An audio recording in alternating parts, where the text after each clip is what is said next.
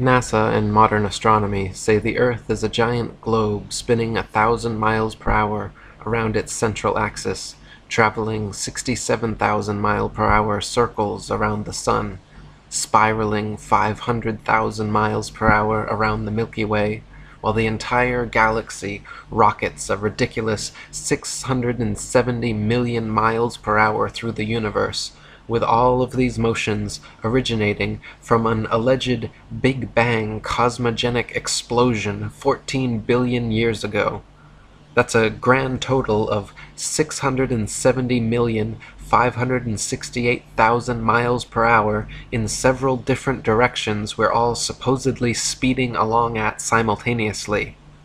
No one has ever seen, felt, heard, measured, or proven such motion, yet the vast majority of people unquestioningly accept that the clearly motionless Earth beneath their feet is actually moving over 600 million miles per hour.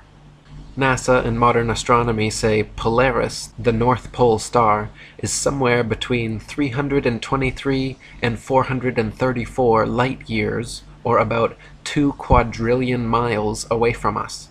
Firstly, note that is between 1.9 quadrillion to 2.6 quadrillion miles, making a difference of over 600 trillion miles. If modern astronomy cannot even agree on the distance to stars within hundreds of trillions of miles, perhaps their science is flawed and their theory needs re-examining. However, even granting them their obscurely distant stars, heliocentric astronomers cannot adequately explain how Polaris manages to always remain perfectly aligned straight above the North Pole. If the globe Earth was really spinning west to east 1,000 miles per hour, orbiting the Sun counterclockwise at 67,000 miles per hour, spiraling around the outer arms of the Milky Way at 500,000 miles per hour, while shooting through the universe at 670 million miles per hour, how is it even conceptually possible that Polaris, 2 quadrillion miles away, day after day, year after year, always maintains its alignment straight above the North Pole?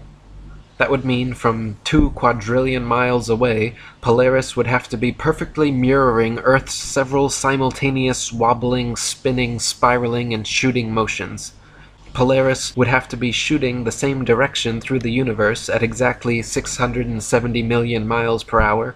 It would have to be following the same 500,000 mile per hour, 225 million year spiral around the Milky Way, and mirroring the same 67,000 mile per hour, 365-day orbit around our Sun. Or, the Earth is stationary, as common sense and everyday experience testifies. William Carpenter wrote, "It is supposed in the regular course of the Newtonian theory that the Earth is in June about 190 million miles away from its position in December. Now since we can in middle north latitudes see the North Star on looking out of a window that faces it, and out of the very same corner of the very same pane of glass in the very same window all the year round, it is proof enough for any man in his senses that we have made no motion at all." Not only this, but viewed from a ball Earth, Polaris, situated almost straight over the North Pole, should not be visible anywhere in the southern hemisphere. For Polaris to be seen from the southern hemisphere of a globular Earth, the observer would have to be somehow looking through the globe, and miles of land and sea would have to be transparent. Polaris can be seen, however, up to approximately 23.5 degrees south latitude. Dr. Robotham wrote, "If the Earth is a sphere and the pole star hangs over the northern axis, it would be impossible to see it for a single degree beyond the equator, or 90 degrees from the pole. The line of sight would become a tangent to the sphere, and consequently several thousand miles of and divergent from the direction of the pole star. Many cases, however, are on record of the North Polar Star being visible far beyond the equator, as far even as the Tropic of Capricorn." William Carpenter wrote, "The astronomer's theory of a globular Earth necessitates the conclusion that if we travel south of the equator, to see the North Star is an impossibility. Yet it is well known that this star has been seen by navigators when they have been more than 20 degrees south of the equator. This fact, like hundreds of other facts, puts the theory to shame and gives us a proof that the Earth is not a globe." To account for this glaring problem in their model, desperate heliocentrists since the late 19th century have claimed the ball Earth actually tilts a convenient 23.5 degrees back on its vertical axis. Even this brilliant revision to their theory cannot account for the visibility of many other constellations, though. For instance, Ursa Major, very close to Polaris, can be seen from 90 degrees north latitude, the North Pole, all the way down to 30 degrees south latitude. The constellation Vulpecula can be seen from 90 degrees north latitude all the way to 55 degrees south latitude. Taurus, Pisces, and Leo can be seen from 90 degrees north all the way to 65 degrees south. Aquarius and Libra can be seen from 65 degrees north to 90 degrees south. The constellation Virgo is visible from 80 degrees north down to 80 degrees south, and Orion can be seen from 85 degrees north all the way to 75 degrees south latitude. An observer on a ball Earth, regardless of any tilt or inclination, would not logically be able to see this far. Dr. Samuel Rowbotham wrote, "Another thing is certain, that from within the equator the North Pole star and the constellations Ursa Major, Ursa Minor, and many others can be seen from every meridian simultaneously, whereas in the south, from the equator, neither the so-called South Pole star nor the remarkable constellation of the Southern Cross can be seen simultaneously from every meridian, showing that all the constellations of the south, supposed pole star included, sweep over a great southern arc and across the meridian from their rise in the evening to their setting in the morning.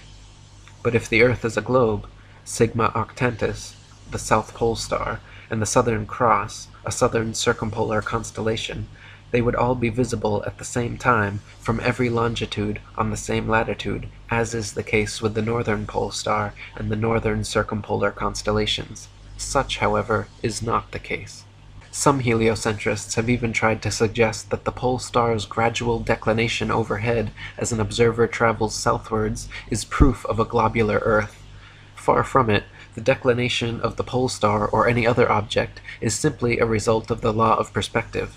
The law of perspective dictates that the angle and height at which an object is seen diminishes the farther one recedes from the object, until at a certain point the line of sight and the seemingly uprising surface of the Earth converges to a vanishing point, i.e. the horizon line, beyond which the object is invisible. Thomas Winship wrote, "If we select a flat street a mile long containing a row of lamps, it will be noticed that from where we stand the lamps gradually decline to the ground, the last one being apparently quite on the ground. Take the lamp at the end of the street and walk away from it 100 yards, and it will appear to be much nearer to the ground than it was when we were close to it.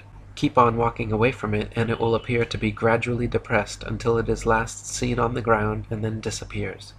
Now, according to the astronomers, the whole mile was only depressed about 8 inches from one end to the other, so that this 8 inches could not account for the enormous depression of the light as we recede from it.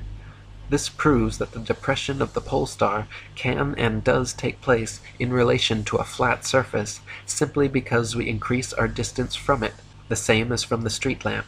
In other words, the farther away we get from any object above us, as a star for example, the more it is depressed. And if we go far enough, it will sink, or appear to sink, to the horizon and then disappear. The writer has tried the street lamp many times with the same result." And Dr. Rowbotham wrote, "It has often been urged that the Earth must be a globe because the stars in the southern hemisphere move round a south polar star in the same way that those of the north revolve around the northern pole star. This is another instance of the sacrifice of truth and denial of the evidence of our senses for the purpose of supporting a theory which is in every sense false and unnatural. It is known to every observer that the North Pole star is the center of a number of constellations which move over the Earth in a circular direction.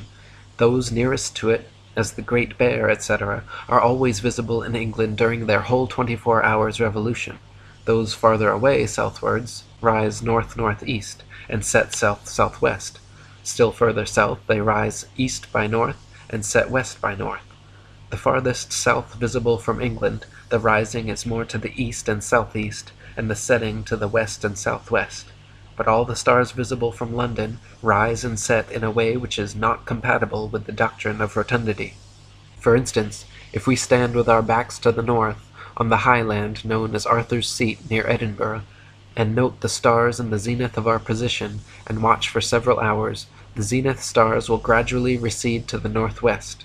If we do the same on Woodhouse Moor, near Leeds, or on any of the mountain tops in Yorkshire or Derbyshire, the same phenomenon is observed.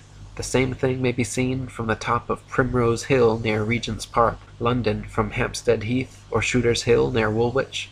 If we remain all night, we shall observe the same stars rising toward our position from the northeast, showing that the path of all the stars between ourselves and the northern center move round the North Pole star as a common center of rotation, just as they must do over a plane such as the earth is proved to be. It is undeniable that upon a globe zenith stars would rise, pass overhead, and set in the plane of the observer's position. If now we carefully watch in the same way the zenith stars from the Rock of Gibraltar, the very same phenomenon is observed. The same is also the case from the Cape of Good Hope, Sydney and Melbourne in Australia, in New Zealand, in Rio de Janeiro, Montevideo, Valparaiso, and other places in the south. If then the zenith stars of all the places on the earth where special observations have been made rise from the morning horizon to the zenith of an observer and descend to the evening horizon, not in a plane of the position of such observer, but in an arc of a circle concentric with the northern center, the earth is thereby proved to be a plane, and rotundity altogether disproved, shown indeed to be impossible.